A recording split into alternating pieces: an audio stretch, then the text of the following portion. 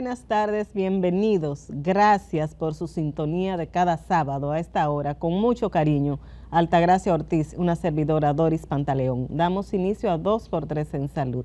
Hola, Tati. Hola, Doris, y damos inicio de esta manera a un mes muy lindo también. Mes de mayo, así mismo Mayo es un mes muy bonito, ya esta es la primera semana. Así es. Y entonces con mayo vienen las lluvias. Por lo menos, ya hay menos, pero cuando uno era niño, en mayo yo le tenía miedo de tanto que llovía. Sí. Sobre todo en el Cibao, en el área norte del país, eran unos tremendos aguaceros. ¿Te acuerdas que había un refrán que decía, guarda pan para mayo? Pan para mayo y harina para abril. Porque en mayo llovía y entonces había que recogerse un poco. Pero todo ha cambiado, Tati. Todo ha cambiado. Todo ha cambiado. Cuando viene a ver no llueve. Bueno, ha estado lloviendo en los últimos días también, pero cuando viene a ver sigue así el mes sin llover demasiado porque ha cambiado todo.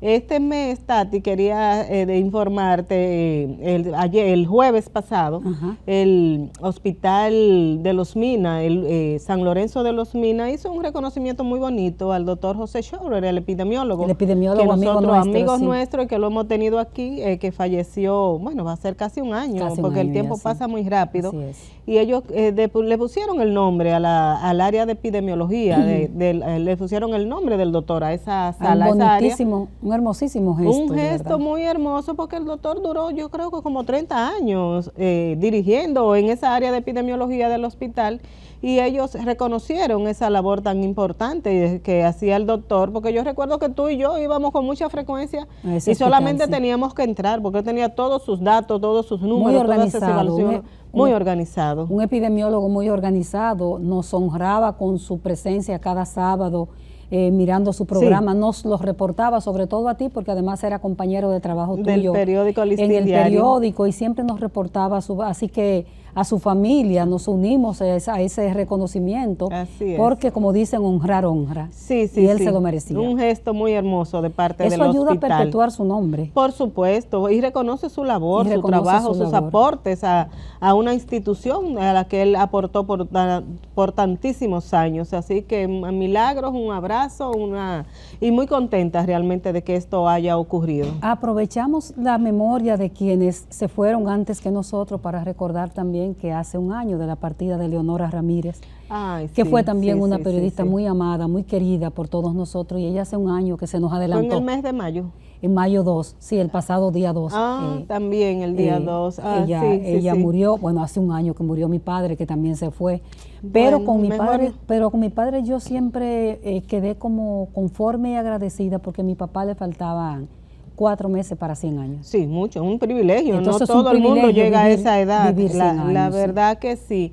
Entonces también mayo, como tú lo decías al principio, Tati, con frecuencia es de mucha lluvia, entonces tú sabes las consecuencias que trae la lluvia, sobre todo a estos países tropicales. Así es. Bueno, nosotros estamos en una alerta, toda la región de las Américas, ¿verdad? Solamente. Sí, las tiene Américas. Una alerta epidemiológica por los brotes, ya en algunos países epidemia de dengue. Países que no estaban acostumbrados a tener casos de dengue así tan abundantes. El caso, por ejemplo, de Argentina, ellos tienen una población virgen, por tanto, cuando llega el serotipo 1, serotipo 2, cualquiera de los serotipos que llegue, impacta a esa población de manera importante.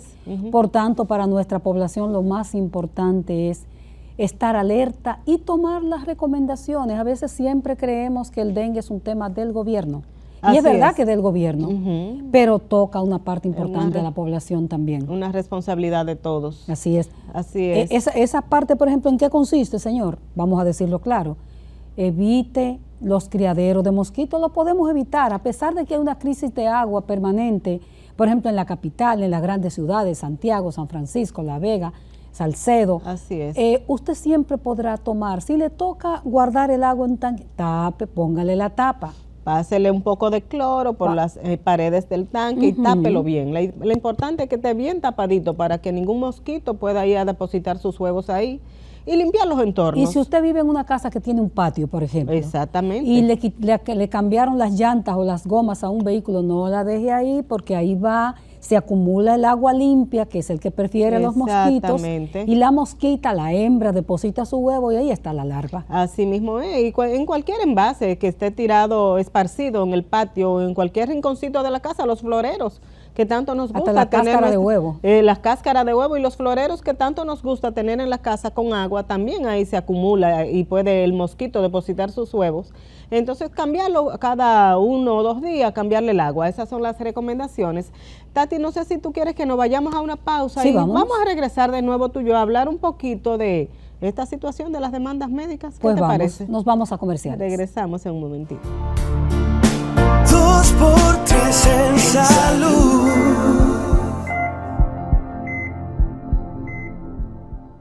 Continuamos con el desarrollo de 2x3 en salud. Tal como adelantabas, Doris, esta semana continuó la avalancha de artículos, denuncias sobre las demandas médicas.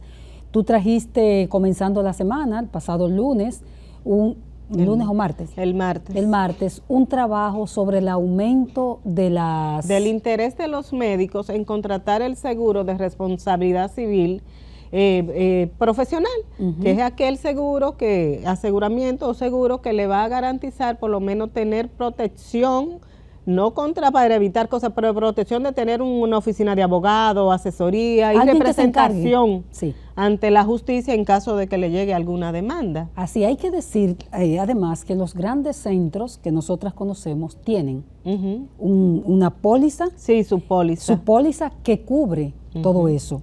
Y yo le comentaba la semana pasada que tuvimos al presidente del colegio médico acá que un médico demandado me decía, sí, pero yo no lo pago, lo paga el seguro. El seguro, se ven en la obligación porque las demandas van a seguir en aumento. Y paralelamente a tu trabajo, pues otro periódico, el Diario Libre específicamente, para dar el crédito, sacó entonces un trabajo de cómo la retención de pacientes es algo ilegal, pero sumamente usual. Que sigue siendo un problema. Sigue siendo un problema y todo esto se parece, y a mí me hace recordar a los libros que hemos escrito nosotras sobre las falencias del sistema de salud, porque todo esto te habla de un sistema de salud fallido. Claro, de debilidades, de falta de consecuencias, de muchísimas situaciones que nosotros hemos dicho. Pero volviendo al seguro de responsabilidad civil, que quería hacer ese énfasis. Aquí los médicos, muy pocos médicos pensaban y conciencia sobre la importancia de tenerlo. Quienes siempre lo han tenido, que han sido siempre los más preocupados por tenerlo, los cirujanos plásticos, que tú sabes que siempre han estado más expuestos a una demanda, precisamente porque quizá le ofrecen a una paciente que va a quedar de esta manera, y cuando la paciente se ve y no queda con ese cuerpo que ella quería, que era el de Jennifer López, pues entonces dice, no, el doctor me engañó, entonces yo lo voy a demandar. Los cirujanos plásticos siempre han tenido, y últimamente, y esos son uno de los más costosos, porque el costo de lo que tú vas a pagar al año, que puede variar de 50,000, por ejemplo, un ginecólogo, 90,000, un cirujano bariátrico de 2 casos que yo analicé en estos días, hasta 200, 300, 400,000, dependiendo de la póliza que se vaya a contratar. Pero entonces, aparte de los cirujanos plásticos, que son también de los más costosos, porque la póliza depende del riesgo a que te vayan a demandar. Entonces, aquí están también los cirujanos en sentido general, que intervienen en un paciente y puede cualquier cosa tener algún inconveniente. Los ginecólogos. Los ginecólogos, que también son dentro también. O los ginecostetra. Entran dentro del grupo de los que también pueden sufrir mayor demanda, los anestesiólogos. Y aquí se está creando esa conciencia entre el personal de salud de que van a tener que hacerlo, porque al parecer ya se despertó esa conciencia nacional entre los pacientes y dentro de la justicia, que los casos eran llevados a la justicia y se dormían ahí, el sueño eterno. Sí. Pero últimamente han estado saliendo cada vez más casos de centros y de médicos demandados. Los médicos, Dori, y los centros de salud, y nuestro amigo, el doctor Rafael Mena, hablan de un plan. Yo no sé si sea un plan, yo no creo que sea un plan. No. Yo creo que es que todos esos casos, porque estamos viviendo una ola diferente en el mundo, y aquí en la República Dominicana también. Totalmente de acuerdo. En muchos aspectos. Entonces ya no es que nada sea nada, es que ha habido un repunte de los hechos y de las cosas. Entonces, esos casos que estaban dormidos salieron. Por eso dicen, sí, pero que del 2018, bueno, es que la justicia se tarda. Es que la justicia se tarda. Y yo creo, aunque no le guste a los centros, aunque no le guste a los médicos, que eso es importante para un país. Yo también, yo opino eso mismo Sí. que tú, porque eso te permite, primero que el médico, el centro y todo se ajuste a los protocolos. A los protocolos. A los protocolos, porque ¿qué pasa en nuestro país? Que muchas veces cada médico tiene su forma de ejercer la profesión. Yo decía con el COVID, recuerdo que cada médico tenía su librito, no, vamos a darle esto, vamos a darle aquello, y eso mismo ocurre con muchos tratamientos y con muchas situaciones de salud que cada médico maneja el caso dependiendo de lo que él piensa. Sí, y quizás no se apega a esos protocolos, si es que existen, por supuesto. Sí. Ajá. A esos protocolos de cómo seguir un caso. Entonces eso los cuida incluso para cualquier demanda que pueda surgir. Sí, esas demandas harán que haya una mayor adherencia a protocolos, pero por la otra parte, también a ser más cuidadosos. Sí. Como le decíamos nosotros al presidente del Colegio Médico la semana pasada, en algo tan sencillo como lavarse las manos. Exacto, las como infecciones. Como el lavado de las manos, porque entre las demandas hay infecciones. Sí, varias de Infecciones ellas. intrahospitalarias. Sabemos que hay un porcentaje, digamos, aceptable. Aceptable. Siempre habrá la posibilidad de que al entrar hasta fíjate que los niños se les prohíbe entrar a salas de ingreso en los hospitales porque hay bacterias que pululan por los centros de salud, pero que no sea por descuido. Entonces, cuando un país tiene una población alerta, que el paciente sabe, yo puedo demandar, eso no es malo. No, eso no es malo. No hay malo, que cogerlo a lo no personal, no hay que irse ni cambiar esas relaciones, como decían algunos médicos, no, porque yo a partir de ahora voy a ser así con los pacientes. No, señor, no es eso. Sí. Usted no tiene que tomar el asunto a lo personal. Hay un país que cambió, hay un modelo que cambió, ya la gente sabe que la salud es un derecho. Hay mucha más conciencia. Y que, como dice un programa de radio de una abogada famosa, yo tengo derecho a ser tratado bien. Así es. Y hay un derecho, hay un principio en la medicina de no hacer daño, lo sabemos. Lo sabemos. ¿Verdad? Entonces yo creo que eso va a hacer que todo el mundo se cuide un poco más. Sí, porque sabemos y estamos claros que ningún médico, igual que nosotras como periodistas, no queremos nunca dañar una obra o hacer un falso testimonio, ¿verdad? Perfecto. Y creo que asimismo ningún médico quiere que un procedimiento que le vaya a hacer a un paciente o un tratamiento le haga daño a ese paciente. Pero hay que ser cuidadoso, hay que ser riguroso cuando se va a someter un paciente, porque yo le decía a Waldo la semana pasada, es que con vidas humanas que ustedes están hablando, bueno, porque están tratando. Porque el presidente del Colegio Médico decía que no demandan al chinero, que yo decía, tú decías, bueno, doctor, que en el caso de un paciente es la vida de una persona. Es la vida, es la vida. A nosotros nos pueden someter quizá por difamación e injuria. Porque bregamos con la palabra. Bregamos con la palabra, tú entonces tienes la opción de hacer una nota desmintiendo eso o una fe de rata. Pero en el médico que comete un error, que se le muere un paciente, no vale de nada hacer una fe de rata, porque ya esa vida se perdió. Entonces, por eso es la delicadeza de todo este proceso. Y yo creo que cuando tú decías que es bueno, porque eso va a ayudar incluso a que sean más rigurosos en la supervisión, los mismos centros de salud, porque tienen quizás su protocolo, sus programas de desinfección, pero quizás no lo supervisan de la manera en que debería darse esa supervisión. Y conservando la dulzura, la calidez humana que tiene el dominicano, pues se puede copiar esa parte, o copiar no, tomar esa parte del sistema de salud norteamericano que no le esconde las cosas a la gente. Así mismo es. Que a veces te dicen que son hasta crueles. Mira, usted queda 3 meses de vida. Tal vez no lleguemos a eso, sí, pero tomemos la parte buena de cada cosa y hagamos un sistema de salud diferente, más humano y más robusto y con más garantía. Bueno, pues mucho más garantía. Con eso que tú acabas de decir, creo que no tengo más nada que agregar, así que nos vamos a una pausa y cuando regresemos venimos con nuestra invitada de la tarde. 2 por 3 en salud.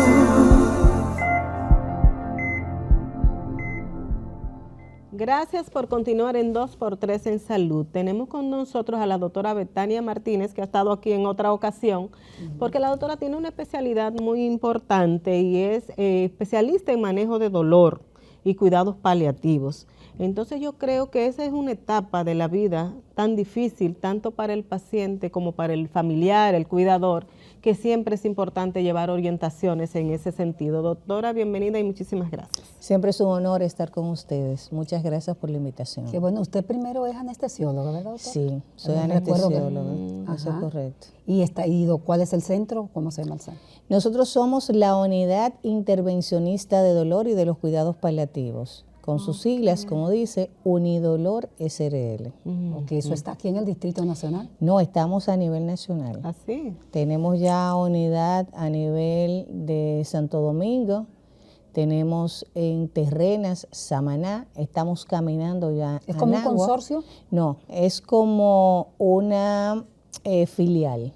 O sea, tenemos diferentes filiales a nivel nacional en vista de la necesidad que tienen los pacientes de tener manejo de dolor y sobre todo cuidados paliativos. ¿Y es una unidad privada? Es una unidad privada. ¿Usted dirige la asociación también?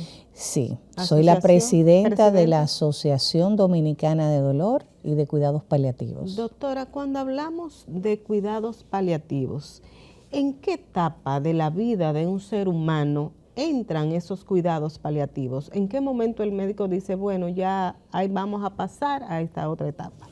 Lo primero que tenemos que saber es la definición. Sí. ¿Qué son los cuidados paliativos? Esas son atenciones para pacientes que tienen enfermedades crónicas degenerativas no transmisibles. ¿A qué se refiere esa parte? Pues nos referimos a los que tienen insuficiencia cardíaca congestiva, el EPOC, el SIDA, los pacientes que tienen enfermedades hepáticas, los pacientes que tienen enfermedades renales, que son pacientes con enfermedades que van a permanecer crónicamente, pero que tienen que tener una atención para su calidad de vida. También los cuidados paliativos atienden a pacientes oncológicos, esos pacientes que en todo su estadio de lo que es el curso de su atención de la enfermedad necesitan ser atendidos en cuanto a su sintomatología, a su calidad de vida. Está la otra parte, que entre ellos dos está el paciente que no importa su etiología o su definición en la enfermedad, necesita tener una atención al final de la vida.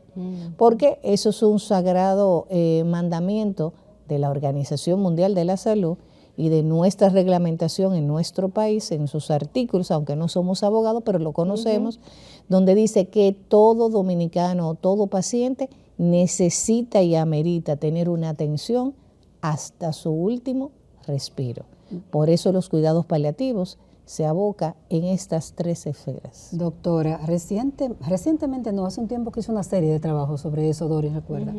¿Qué partió de que a nosotros periodistas nos llaman también para intervenciones, para que ayudemos a buscar una cama y todo eso? Una persona me llamó diciéndome que en el Instituto Nacional del Cáncer, en el INCAR, le habían dicho que se llevara a su paciente para la casa porque no tenían cama. No tenían camas porque las camas eran para otros pacientes que se podían salvar. Eso me impactó de manera tan fuerte y llamé al doctor José Ramírez a esa hora de la noche y me dijo, Tati, como a mí me dicen, tú sabes que es así, no hay camas. No hay camas para esos pacientes. Agárrate par de reportajes a ver cómo empujamos. Hicimos una serie de trabajo de eso. Cuento esto para decir, el tema, o sea, ¿por qué a nivel público, no vamos a ir para la parte de esos centros que son tan importantes, pero por qué a nivel público no tenemos y por qué no se considera una crueldad que una persona esté en la etapa, vamos a decir, el que está muriendo, y no tenga que llevártelo a la casa con dolor, a morir con dolor cuando no se debería hacer? Usted no ha dicho en otras ocasiones que ha estado aquí que no hay que tener dolor. Eso es correcto. Pero si vamos al asunto, voy a hablar ya como presidente de la Asociación Dominicana de Dolor de Cuidados Paliativos. Es un asunto de ley. La ley 8701, que es la ley de la Seguridad Social nuestra, establece cobertura, consulta, hospitalización y domicilio. ¿Y de qué hablamos? De la hospitalización y del ingreso en domicilio que requiere cualquier paciente que no tenga la necesidad de estar en un hospital o en una clínica. Eso se llaman ingresos domiciliarios.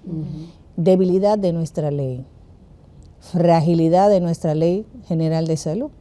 O sea, es cierto que uno le puede dar la preferencia en un momento determinado, en un triaje, a pacientes que requieran una atención dentro de un organismo, pero hay pacientes que van a tener exactamente los cuidados paliativos y requieren entonces de esa otra plataforma, estar ingresados en su casa con vigilancia en su casa, pero ahí viene la fragilidad eso de nuestro sistema, coberturas. Ok. Las mismas coberturas que deben ya de consagrarse en el domicilio. O sea, que se debe incluir la cobertura, o está incluida, no sé, o se debe incluir la cobertura de atención domiciliaria. Claro, estamos Ok. hablando de eso mismo. Inclusive ya está creada la Asociación Dominicana de Atención Domiciliaria y la Empresarial, de la cual yo soy la presidenta y la fundadora de igual manera, Ok. y doy esas primicias a Pero ustedes esos desde hace servicios 4 están a años. nivel privado, pero a nivel público no. Sin doctora. embargo, dentro de lo que es las mismas incentivaciones del Colegio Médico Dominicano, incentivan a las coberturas en domicilio. Inició SENASA con las coberturas para los geriatras, a aquellos pacientes que no pueden levantarse de su casa a recibir una atención Exactamente. porque están postrados. Eso es un asunto de coberturas.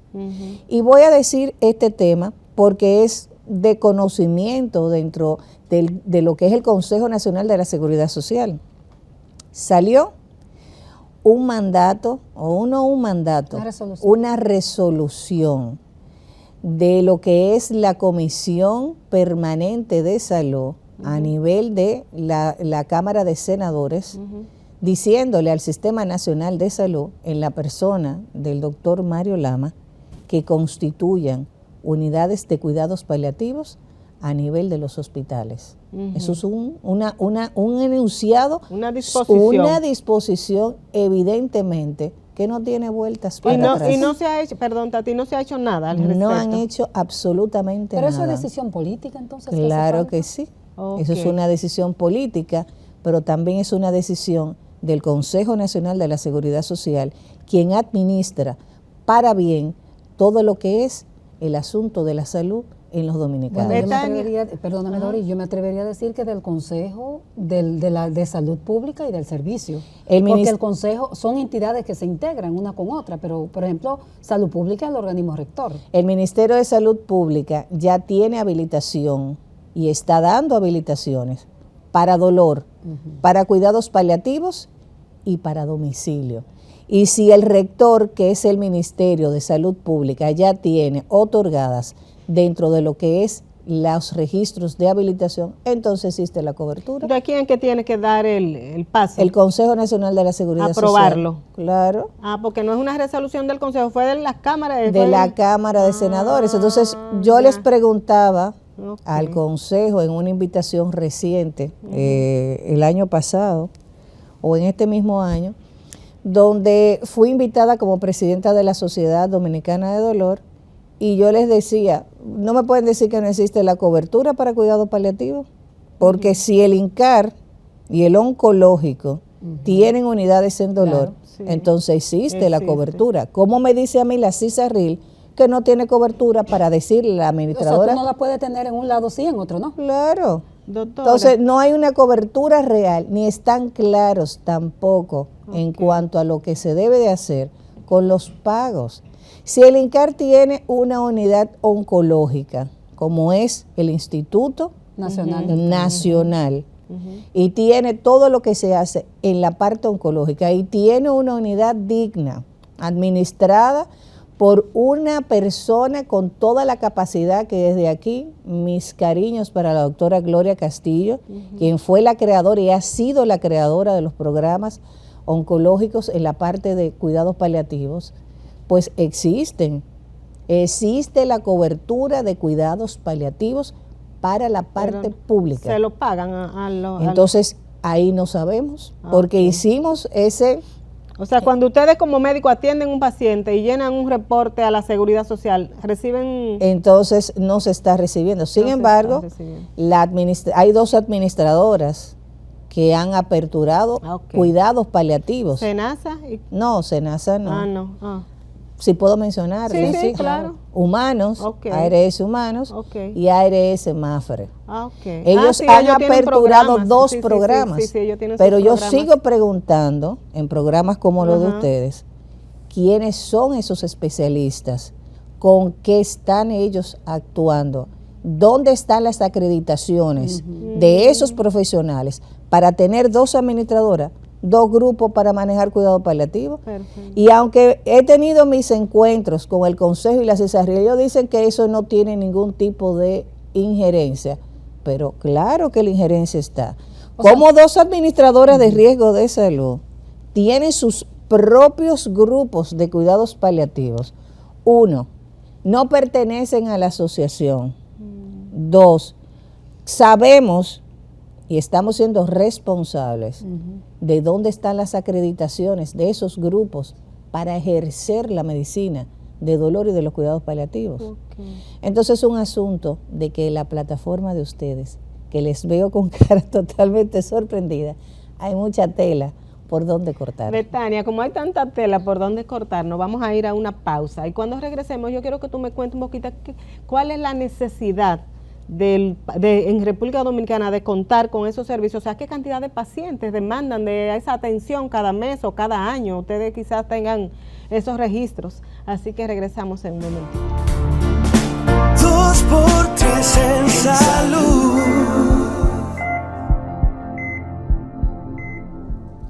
Bueno, doctora Betania Martínez, con ella estamos tocando un tema que nos toca a todos en un momento de la vida o en cualquier momento de la vida, del que se habla poco en los ámbitos oficiales, pero que tanto duele a las familias cuando le toca enfrentar el problema del dolor, el problema de los cuidados paliativos, un tema sin resolver a nivel de políticas públicas.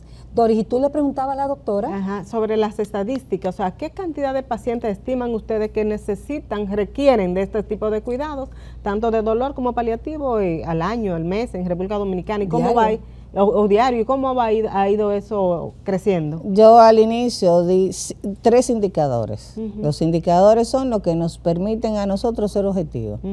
Los pacientes crónicos degenerativos con enfermedades no transmisibles, todos los pacientes hepáticos, todos los pacientes renales, todos los pacientes que tienen enfermedad cardíaca congestiva, todos los pacientes que están debilitados y están en su casa. Eso es un indicativo. ¿Cuánto tiene eso? Una tasa de 1.5% de la población que lleva esa enfermedad. Los pacientes oncológicos.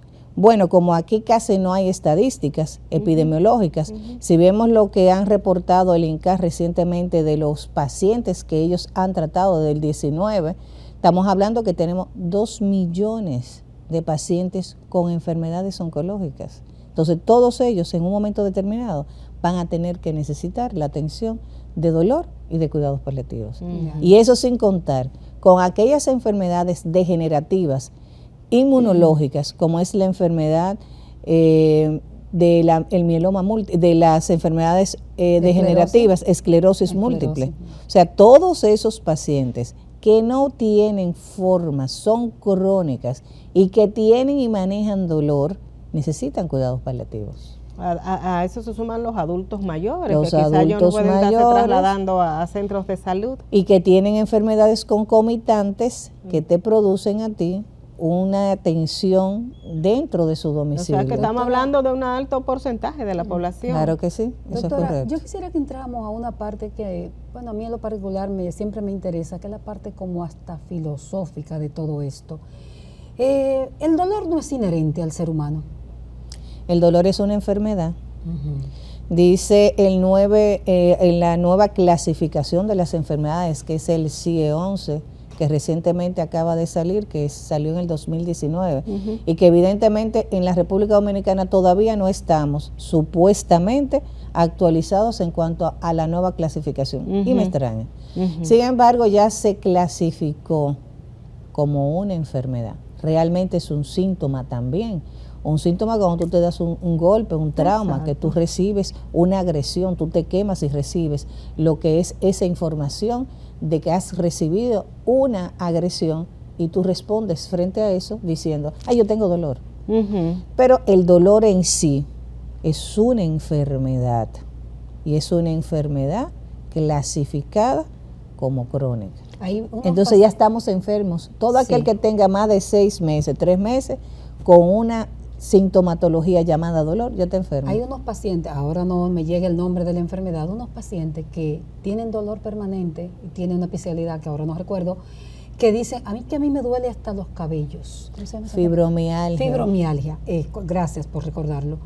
Por ejemplo, este tipo de pacientes, ¿tienen que ser sometidos a clínica de dolor también? Claro. Nosotros trabajamos mucho con lo que es el diagnóstico. Y cuando alguien es diagnosticado como fibromialgia, pues es porque ya se le han hecho muchas otras exclusiones de otras enfermedades, las cuales producen dolor y ya no encuentran otra cosa que decir, entonces se le atribuye al término fibromialgia. Y es una realidad. ¿Y no necesariamente es fibromialgia? Pudiera ser, pero frente a ese diagnóstico hay que revisar todo, porque pudiera ser simplemente un punto de gatillo, como se ha diagnosticado dentro de todo lo que es la fibromialgia, una desensibilización a la percepción de lo que tiene como agresión. Pero ese paciente fuera. o esos pacientes con fibromialgia, ¿tienen tratamiento de dolor? Claro que sí. ¿Bloqueadores? Entre otras cosas, farmacológicas, intervencionistas, de terapia cognitivo-conductual, y tiene diferentes tipos de maneras de cómo tratarse. Eso le iba a preguntar, doctora, no solamente específicamente ese tipo de pacientes, sino para ese manejo general del dolor, los tratamientos, se ha avanzado, ya la gente no tiene que sufrir tanto de dolor. ¿En qué punto estamos? Como ya tenemos una definición, dolor crónico, ya sabemos que el que tiene una molestia y su cuerpo no lo ha resuelto en 3 a 6 meses, estamos frente a una crisis que hay que manejarla. Un dolor en cualquier parte del cuerpo. Sí, ya estamos frente a como si fuera una hipertensión, una diabetes, y hay que medicarte, porque tú tienes que manejarte, tú no quieres tener fuera del alcance de una calidad de vida, pues vamos a darte calidad de vida. ¿Cómo lo logramos? Con diferentes fórmulas. Por eso las unidades en dolor y los especialistas en manejo del dolor, y respetando cualquier especialista que conozcamos, como los ortopedas, los neurocirujanos, los neurólogos y todas aquellas especialidades que tienen que manejar dolor, pero tienen sus niveles. Porque algo que voy a mencionar, un analgésico, AINES, ¿cómo se llama? Sin mencionar ningún tipo de defecto, tú no puedes utilizarlo de día. Tú tienes un tiempo de utilización y después de los de día vamos a seguir tomando. Por eso es que hemos tenido tantos pacientes hipertensos, tantos pacientes con gastritis, tantos pacientes erosionados, tantos pacientes que han desarrollado lo que es una enfermedad renal por el uso abusivo de los AINES. Y todo es la formación en la que debemos de llevar, no solamente a nivel profesional, sino a nivel de los mismos pacientes que van a la farmacia y compran medicamentos. Entonces, los profesionales de la salud de diferentes especialidades deben estar trabajando de la mano con especialistas de dolor, supongo yo, entonces, para saber en qué momento ya pasarle el mando a ustedes. Eso es correcto, y eso es lo que se llama la parte multidisciplinaria. Nosotros no manejamos enfermedades al 100%. Yo puedo diagnosticar una enfermedad inmunológica. Yo puedo diagnosticar una enfermedad de cualquier otra índole, la refiero a su especialista, pero quito el síntoma que lo trae y es lo que lo mantiene a él en esa condición. Doctora, con frecuencia escuchamos decir, no, tiene que acostumbrarse a vivir con dolor. Sí. ¿Eso es correcto? Yo diría que eso era en los tiempos antiguos. Es una concepción judeocristiana, me parece, ¿no? No, y no creo, porque la Biblia dice que, y yo pertenezco a una fe. Parirás a tus hijos con dolor. Pero yo he venido a quitar el dolor. Dice que Él venció en la cruz la muerte del dolor. Él pagó un precio, y esa parte la dejamos. Además, doctora, que es muy malo tener dolor, definitivamente. Entendemos que como manejamos ya ciertamente los pacientes que tienen esa percepción, es falta de la calidad de la vida. Doctora, un paciente que está en la etapa final de su vida y que tiene dolor por la enfermedad que sea, por cáncer, ¿hay tratamiento para ayudarte a bien morir? Claro que sí. Uno los trata por las escalas. Quiero decir que si se aplican, que si yo, o porque sé también que hay pacientes que dejan un documento, hoy día se usa mucho, que es una cultura que nos ha venido de fuera, el que yo dejo un documento escrito si caigo en tal situación, que no me pongan tubos, que no me intuben, no sé muerte qué cosa. Anticipada. Ajá. Que no me... ¿Cómo se maneja eso desde la clínica del dolor? Nosotros en lo particular no creemos en la eutanasia. Eso es una cosa. Pero muerte anticipada, que es decir, mira, si yo tengo y caigo en un paro cardiorrespiratorio, no quiero que me resuciten, yo quiero que me Exacto. dejen sin Que me dejen ningún ir. tipo, me dejen ir. Eso es una decisión personal. Exacto. O en el caso de que, por ejemplo, tengo un accidente y yo quiero que mis órganos sean donados. Son decisiones de una voluntad. Pero, doctora, vamos a seguir con este mismo tema ya en el último segmento que venimos ahora, porque, por ejemplo, esa decisión mía, para que me lo conteste cuando regresemos, esa decisión mía de que no me intuben, de que no me pongan tales medicamentos, no lleva a ese paciente entonces a morir con dolor. Venimos ahora con la doctora Betania Martínez.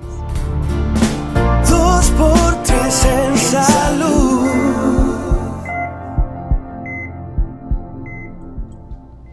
Seguimos con la doctora Betania Martínez, especialista en manejo del dolor y en cuidados paliativos. Doctora, preguntaba Altagracia, de estos pacientes que ya se utiliza mucho, lo traemos incluso de esa cultura quizás norteamericana, donde ya la gente, y europea, donde ya la gente dice, bueno, si me pasa algo, que nadie me resucite, que no me intuben, que no me...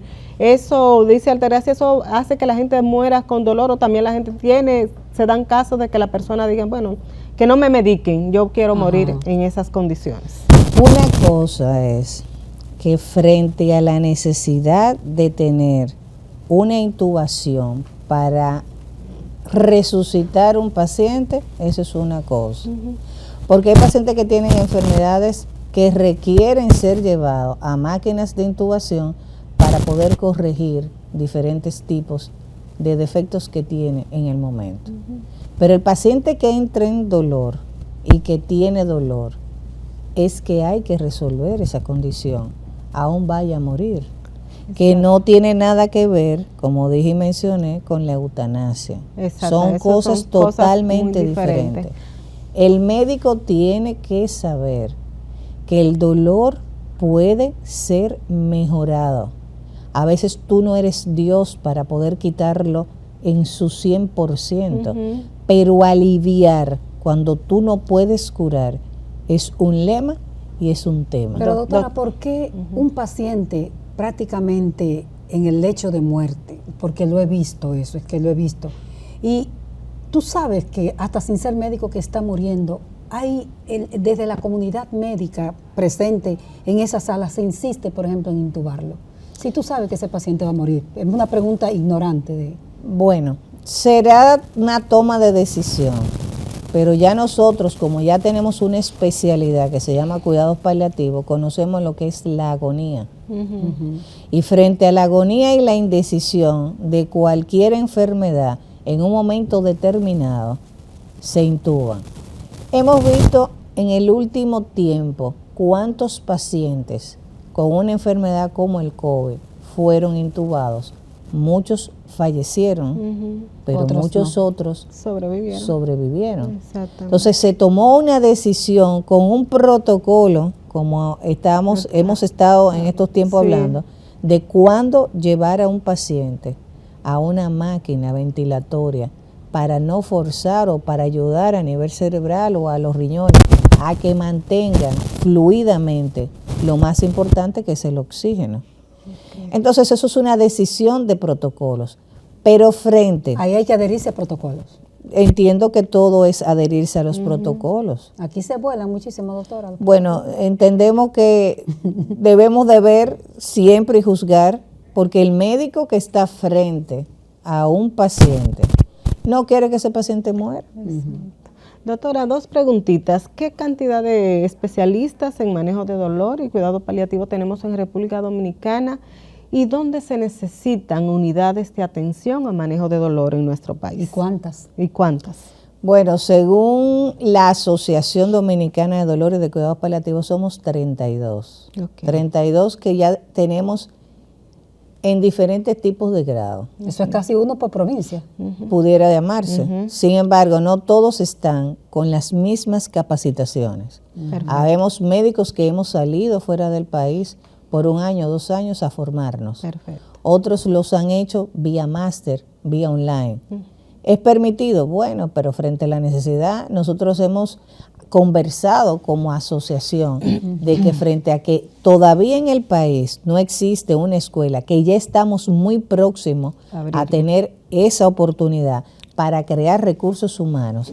Según epidemiológicamente dice que por cada 15,000 habitantes se necesita tener un médico paliativista. Okay. O sea que nos falta muchísimo. Si hay escasez de enfermeras, si hay escasez de profesionales con especialidades en los puntos más lejanos de nuestra ciudad capital, que a veces no aparece un ortopeda en Montecristo, por decir una especialidad y decir una provincia. Entonces imagínate qué déficit tenemos de recursos humanos en cuanto a los cuidados paliativos. ¿Y cuántas unidades tenemos en el país? En el país, habilitadas según la CISARRIL, en una solicitud que hicimos, solamente hay 3 unidades. ¿Públicas, privadas? Privadas. Privadas. ¿Y públicas? Que yo conozca que tengan un entrenamiento formal. Perfecto. No conozco, solamente 2.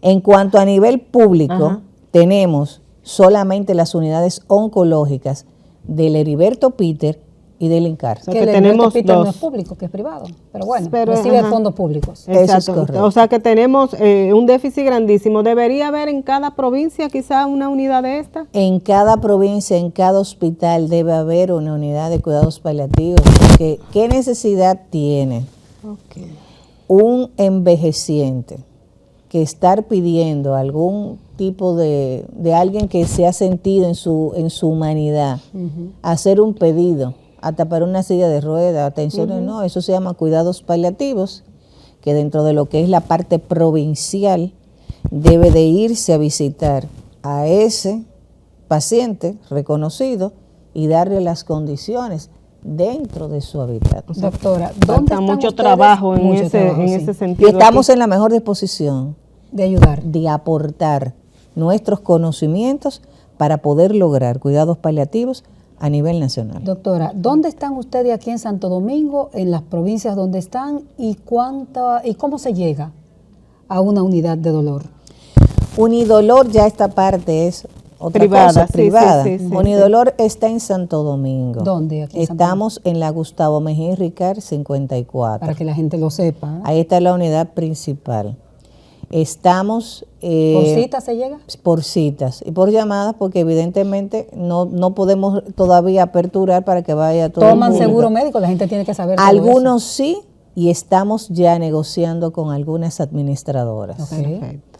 Estamos en Las Terrenas, estamos en Samaná, estamos llegando a Las Galeras, porque evidentemente con la parte de los cuidados paliativos y con la parte de domicilio podemos darle cobertura en domicilio, porque evidentemente si ya hay dos programas de salud por administradoras que tienen esta cobertura, nosotros podemos desplazarnos. Entonces, sin embargo, tienen que hacer los pagos. No quiero que se nos vaya, Doris, sin preguntarle, porque a los periodistas nos gustan las cifras. ¿En cuánto estima usted el déficit que tiene el país de unidades de dolor?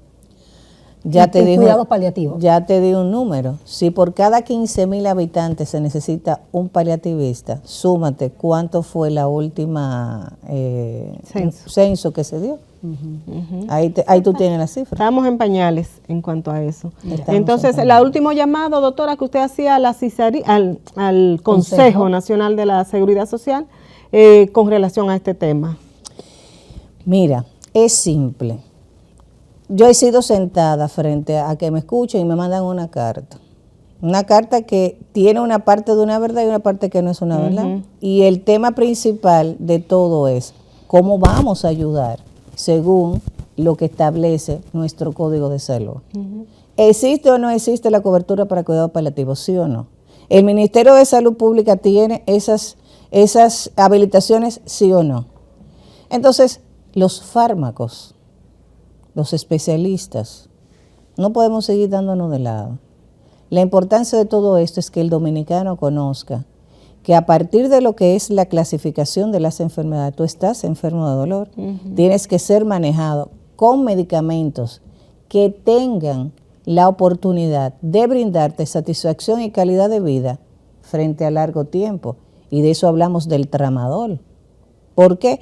Porque evidentemente yo no puedo continuar con un paciente con una enfermedad crónica solamente a base de neuromoduladores. Muchos de nuestros colegas piensan que dar neuromoduladores, y voy a mencionar pregabalina, gabapentina, con eso ya es suficiente. Entonces, ¿cómo nosotros mediamos el dolor? Con fármacos que tienen la condición para tú permanecerla con el tiempo y que tú puedas darle satisfacción de calidad de vida a aquel que padezca, por ejemplo, como la fibromialgia. Entonces, dentro de estos, estas 4 patas, tenemos problemas con fármacos. Por ejemplo, si tú te pones a ver, hay pacientes que son alérgicos a los AINES y tienen dolor. ¿Y qué es lo que están tomando? Entonces, tenemos una molécula en el país, o tenemos varias moléculas que las necesitamos para pacientes que tienen dolor de una intensidad elevada. Por ejemplo, el tramadol, que sea cubierta por la Seguridad Social. No, está cubierta, sin embargo, está controlada. Ah, que viene como sustancia controlada. No debiera de estar controlada en lo que nosotros entendemos como asociación. Perfecto. La parte que tiene un analgésico. Ya. La parte que la es libre sola, a nosotros entendemos que pudiéramos tratarla en otro tema. Doctora, mire, yo creo que ustedes tienen un trabajo enorme como asociación que hacer en este país. O sea, yo creo que la responsabilidad es enorme porque es un tema muy virgen. Todo lo que hemos tratado aquí es muy virgen. Fíjese que nos quedamos con un montón de preguntas que hacer que tendremos que hacerlas más adelante. Es solo decirles que para todo lo que sea bien público, bien de la sociedad, pueden contar con nosotros en todos los órdenes y los espacios en donde estamos. Agradezco esa oportunidad y esa puerta abierta, porque sé que desde esta plataforma muchos dominicanos se nutren y es posible poder ayudar, y estamos en la mejor disposición de ayudar a cualquier dominicano que tenga dolor, que necesite de esa calidad de vida, pero sobre todo dejar en el mensaje único: tramadol no es una molécula mala. Tramadol es una molécula necesaria que debe de ser utilizada adecuadamente en el momento oportuno y con personas que requieran calidad de vida. Perfecto. Muchísimas gracias a la doctora Betania Martínez, una autoridad en materia de dolor, a quien agradecemos haber sacado su tiempo para estar con nosotros, igual que ustedes que se han tomado toda esta hora de contenido preparada como siempre con cariño para ustedes. Gracias por su sintonía. Nos vemos el sábado a la misma hora por aquí por Teleradio América. Hasta la próxima semana.